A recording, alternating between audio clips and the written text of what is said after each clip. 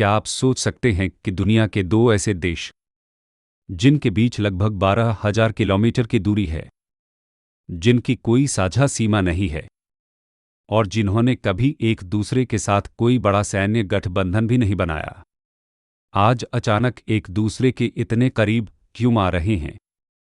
आखिर ऐसा क्या बदल गया कि भारत और न्यूजीलैंड ने अपने रिश्तों को रणनीतिक साझेदारी के स्तर तक पहुंचा दिया?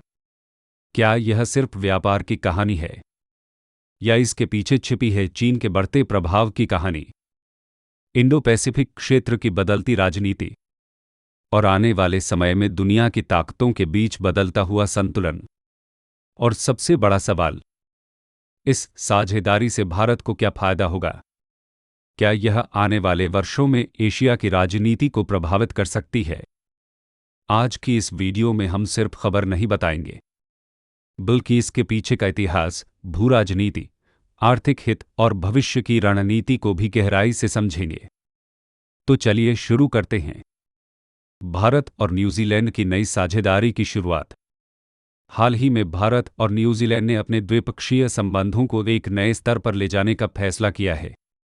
दोनों देशों ने अपने रिश्तों को रणनीतिक साझेदारी में बदलने की घोषणा की है और वर्ष 2030 तक सहयोग बढ़ाने के लिए एक व्यापक योजना भी तैयार की है। पहली नज़र में यह सिर्फ एक सामान्य कूटनीतिक घोषणा लग सकती है, लेकिन जब हम इसके पीछे की पूरी तस्वीर को देखते हैं तो समझ आता है कि यह फैसला केवल दो देशों के बीच बेहतर संबंधों की बात नहीं है। यह उस बदलती हुई वैश्विक व्यवस्था का हिस्सा है जहां दुनिया की बड़ी और मध्यम शक्तियां अपने राष्ट्रीय हितों और रणनीतिक सुरक्षा को मजबूत करने के लिए नए साझेदार तलाश रही हैं।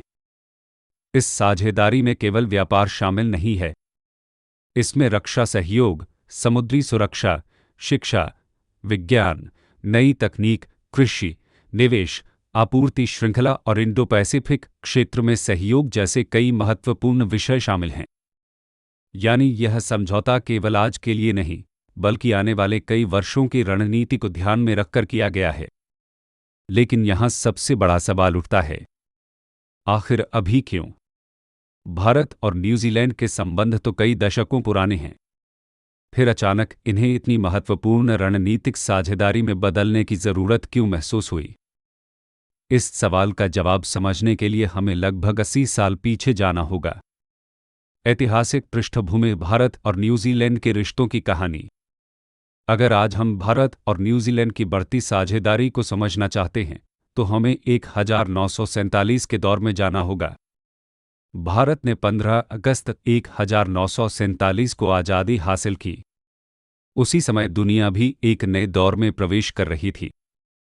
द्वितीय विश्व युद्ध समाप्त हो चुका था और दुनिया दो बड़े शक्ति समूहों अमेरिका और सोवियत संघ में बंटने लगी थी। इस दौर को हम शीत युद्ध के नाम से जानते हैं। इसी समय भारत और न्यूजीलैंड ने अपने राजनीतिक संबंध स्थापित किए। दोनों देश लोकतांत्रिक व्यवस्था में विश्वास रखते थे और ब्रिटिश राष्ट्रमंडल का हिस्सा भी थे।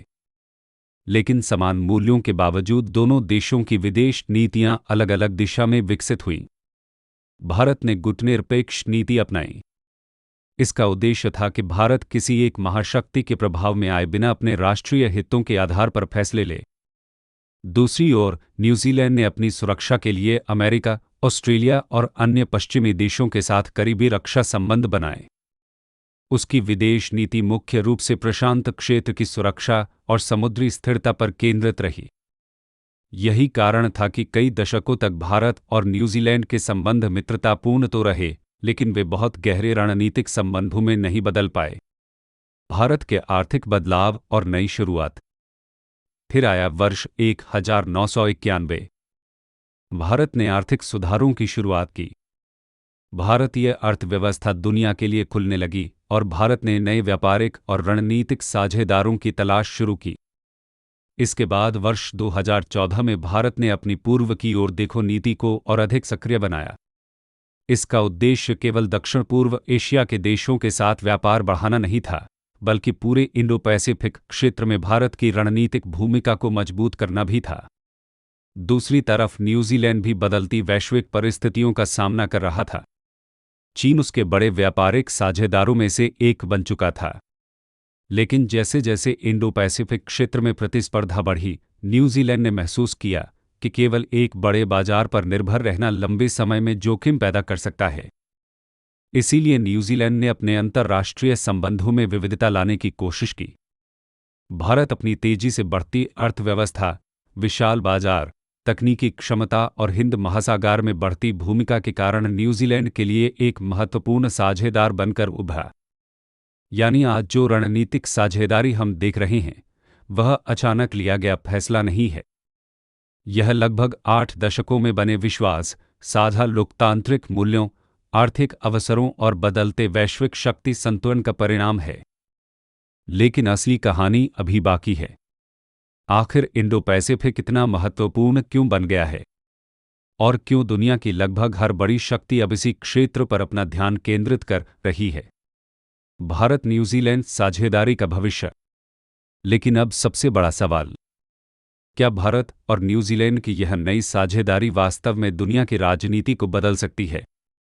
इसका जवाब समझने के लिए हमें भावनाओं से नहीं, बल्कि तथ्यों को देखना होगा। न्यूजीलैंड भले ही आकार और जनसंख्या के मामले में एक छोटा देश है, लेकिन उसकी रणनीतिक स्थिति बहुत महत्वपूर्ण है। वह दक्षिण प्रशांत क्षेत्र में स्थित है, जो आज दुनिया के सबसे महत्वपूर्ण समुद्री क्षेत्रों में से एक बन चुका है। दुनिया का अधिकांश अंतर्राष्ट्रीय व्यापार समुद्री मार्गों से होता है। हिंद महासागर से लेकर प्रशांत महासागर तक फैला क्षेत्र वैश्विक अर्थव्यवस्था की जीवन रेखा माना जाता है।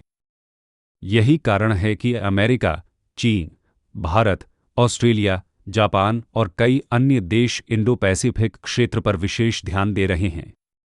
भारत के लिए न्यूजीलैंड केवल एक व्यापारिक साझेदार नहीं है, यह एक ऐसा देश है जिसके साथ भारत लोकतंत्र, नियम आधारित अंतर्राष्ट्रीय व्यवस्था और समुद्री सुरक्षा जैसे मुद्दों पर सहयोग बढ़ा सकता है।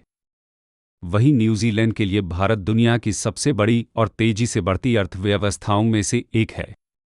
भारत की युवा आबादी, डिजिटल क्षेत्र और विशाल उपभोक्ता बाजार न्यूजीलैंड के लिए नए आर्थिक अवसर पैदा कर सकते हैं। लेकिन यह समझना भी जरूरी है कि यह साझेदारी किसी सैन्य गठबंधन जैसी नहीं है। भारत की विदेश नीति हमेशा से रणनीतिक स्वायत्तता पर आधारित रही है। भारत अमेरिका, रूस, यूरोप, जापान, ऑस्ट्रेलिया और न्यूजीलैंड जैसे देशों के साथ अपने संबंधों को अपने राष्ट्रीय हितों के अनुसार आगे बढ़ाता है। यही भारत की कूटनीतिक रणनीति की सबसे बड़ी विशेषता है। आने वाले वर्षों में असली परीक्षा यह होगी कि क्या यह साझेदारी केवल घोषणाओं तक सीमित रहती है, या फिर यह व्यापार, तकनीक, समुद्री सुरक्षा और लोगों के बीच संपर्क के क्षेत्र में वास्तविक परिणाम पैदा करती है। क्योंकि 21वीं सदी की भूराजनीति केवल बड़े देशों से तय नहीं होगी, यह उन देशों के नेटवर्क से तय होगी जो बदलती दुनिया में साथ काम करना सीख रहे हैं। भारत और न्यूजीलैंड की यह साझेदारी उसी बदलती हुई दुनिया की एक महत्वपूर्ण कहानी है।